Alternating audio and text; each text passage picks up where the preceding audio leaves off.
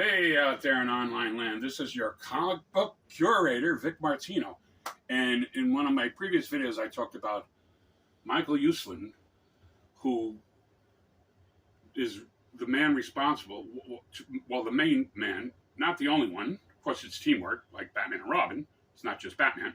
But Michael Uslan is the man responsible for bringing us the modern-day version of Batman, the Dark Knight version of Batman, to the movie theaters.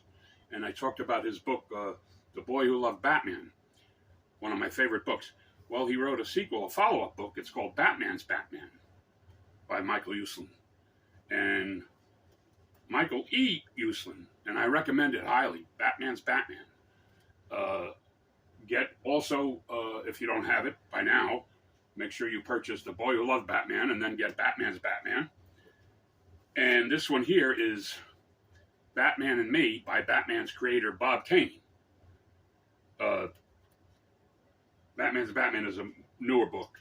Just came out recently. This one's been out a while, but it's worth reading. And here's an interesting one. This is Batman and Robin from Japan.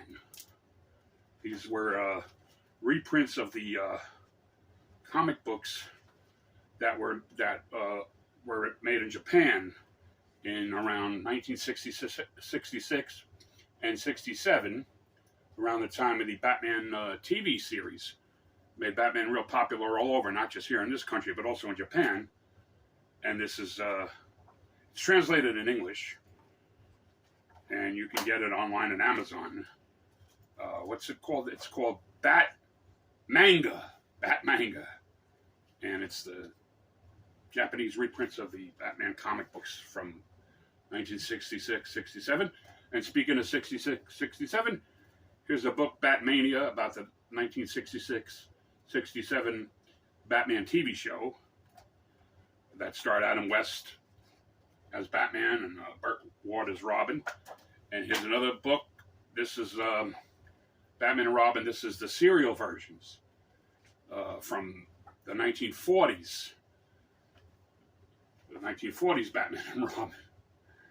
And it's this book is each chapter, because they were shown in movie theaters, but they weren't movies. They weren't feature-length films.